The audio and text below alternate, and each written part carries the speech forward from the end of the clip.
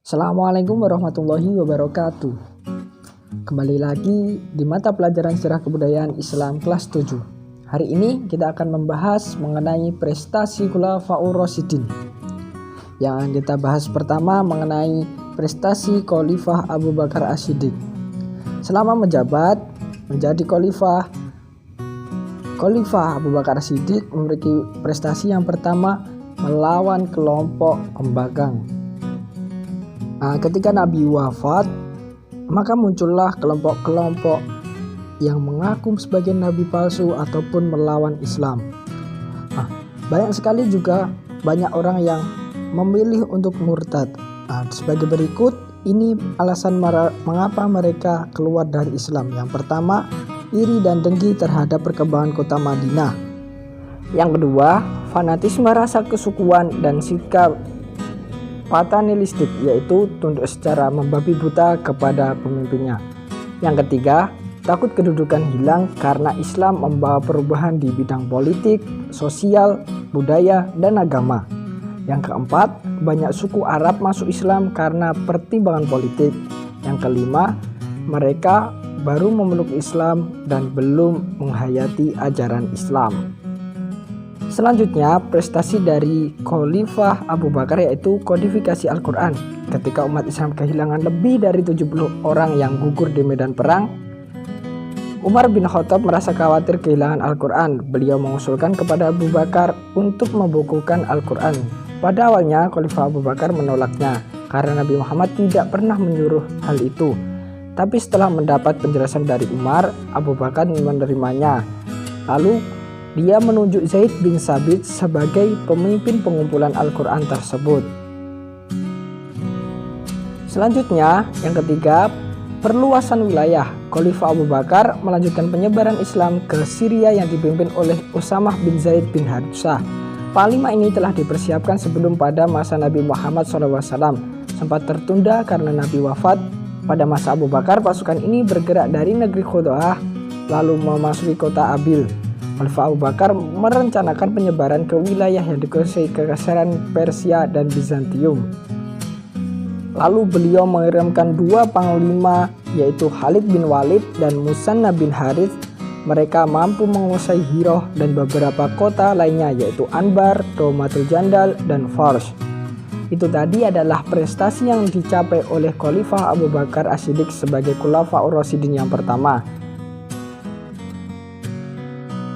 Yang kedua, prestasi dari Khalifah Umar bin Khattab. Berikut ini adalah prestasinya. Yang pertama, perluasan daerah Islam.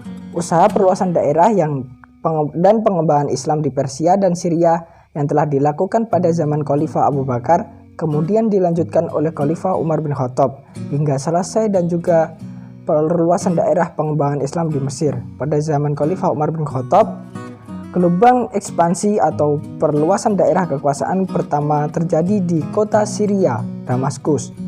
Kota ini jatuh pada tahun 635 Masehi, dan setahun kemudian setelah tentara Bizantium kalah di pertempuran Yarmuk, seluruh daerah Syria jatuh di bawah kekuasaan Islam.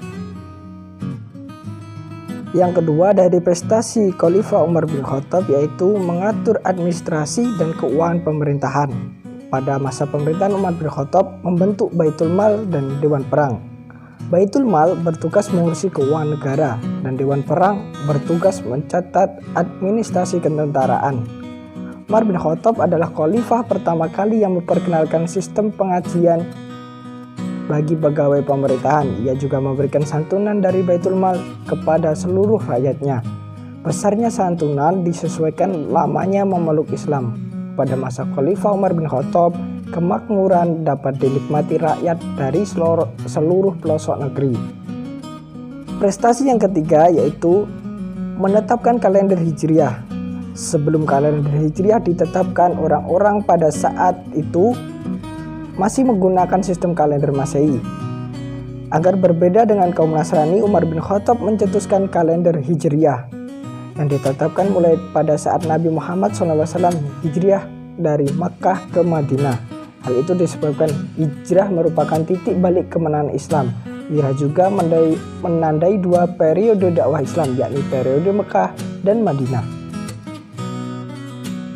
Selanjutnya, prestasi dari Utsman bin Affan. Prestasi yang pertama yang dicapai oleh Khalifah Utsman bin Affan, yang pertama, kodifikasi mushaf Al-Quran. Salinan kumpulan Al-Quran itu disebut mushaf oleh panitia mushaf, diperbanyak sejumlah 4 buah. Salah satunya tetap berada di Madinah, sedangkan 4 lainnya dikirim ke Madinah, Suriah, Basrah, dan Kufah. Semua naskah Al-Quran yang dikirim ke daerah-daerah itu dijadikan pedoman dan penyalinan berikut di daerah masing-masing. Naskah yang ditinggal di Madinah disebut Mushaf Al-Imam dan Mushaf Utsmani. Pembukuan ini melanjutkan dari prestasi yang diraih oleh Abu Bakar As-Siddiq mengenai pembukuan Al-Quran tersebut. Selanjutnya yaitu renovasi Masjid Nabawi. Ketika Nabi Muhammad memasuki Madinah, beliau memanggil masjid untuk pertama kali di Madinah yang bernama Masjid Nabawi. Masjid ini pada mulanya hanya kecil dan masih sangat sederhana. Dengan semakin banyaknya jumlah umat Islam, maka Khalifah Umar bin Khattab mulai memperluas masjid ini. Masjid Nabawi ini telah dimulai dibangun sejak masa Khalifah Umar bin Khattab. Kemudian pada saat Khalifah Utsman bin Affan, masjid itu direnovasi dan Masjid Nabawi juga dibangun dengan bentuk dan corak yang lebih indah oleh Khalifah Utsman bin Affan. Yang ketiga dari prestasi Utsman bin Affan yaitu membentuk angkatan laut. Pembentukan angkatan laut ini dikarenakan wilayah Islam sudah mencapai Afrika, Siprus, hingga Konstantinopel. Oleh karena itu, Muawiyah yang menjabat sebagai gubernur Suriah mengusulkan kepada Khalifah Utsman bin Affan untuk membuat angkatan laut. Lalu hal itu juga disetujui oleh Khalifah Utsman bin Affan. Yang keempat yaitu perluasan wilayah Islam. Serangkaian penaklukan bangsa Arab dimotivasi oleh semangat keagamaan untuk menjadi dunia memeluk dan mengakui Islam. Pada masa pemerintahan Khalifah Utsman bin Affan, wilayah Islam semakin meluas. Wilayah perluasan di masa Khalifah Utsman bin Affan. Yang pertama yaitu perluasan ke Khurasan di bawah pimpinan Sa'ad bin As dan Huzaimah bin Yaman. Yang kedua, perluasan ke Armenia yang dipimpin Salam Robiah Al-Bahli. Yang ketiga, perluasan ke Afrika Utara atau Tunisia yang dipimpin oleh Abdullah bin Sa'ad bin Abi Sarah. Yang keempat, penaklukan Dire dan Azerbaijan yang dipimpin Walid bin Uqbah. Kemudian, prestasi dari Khalifah keempat yaitu Ali bin Abi Thalib. Yang pertama, mengganti pejabat yang kurang cakap. Khalifah Ali bin Abi Thalib menginginkan sebuah pemerintahan yang efektif dan efisien.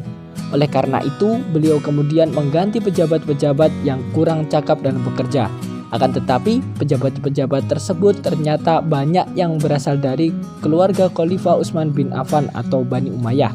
Akibatnya, makin banyak kalangan Bani Umayyah yang tidak menyukai Khalifah Ali bin Abi Thalib. Selanjutnya, membenahi keuangan negara atau Baitul Mal. Pada masa Khalifah Utsman bin Affan, banyak kerabatnya yang diberi fasilitas negara. Khalifah Ali bin Abi Thalib memiliki tanggung jawab untuk membereskan permasalahan tersebut. Beliau menyita harta para pejabat tersebut yang diperoleh secara tidak benar. Harta tersebut kemudian disimpan di Baitul Mal dan digunakan untuk kesejahteraan rakyat. Prestasi selanjutnya yaitu memajukan bidang bahasa. Pada saat Khalifah Ali bin Abi Thalib memegang pemerintahan, wilayah Islam sudah mencapai Hindia. Pada saat itu, penulisan huruf hijaiyah belum dilengkapi dengan tanda baca seperti kasroh, fathah, dhammah, dan sayyadah, dan saddah. Hal itu menyebabkan banyak kesalahan bacaan teks Al-Quran dan hadis di daerah-daerah yang jauh dari Jazirah Arab. Yang terakhir dari prestasi Khalifah Ali bin Abi Thalib yaitu di bidang pembangunan. Khalifah Ali bin Abi Thalib membangun kota Kufah secara khusus. Pada awalnya, kota Kufah disiapkan sebagai pusat pertahanan oleh Muawiyah bin Abi Sufyan. tetapi Kufah kemudian berkembang menjadi pusat ilmu tafsir, ilmu hadis, ilmu nahwu, ilmu pengetahuan lainnya. Itulah tadi belajar kita hari ini. Semoga bermanfaat dan kita akan bertemu lagi di pertemuan selanjutnya. Sekian, wassalamualaikum warahmatullahi wabarakatuh.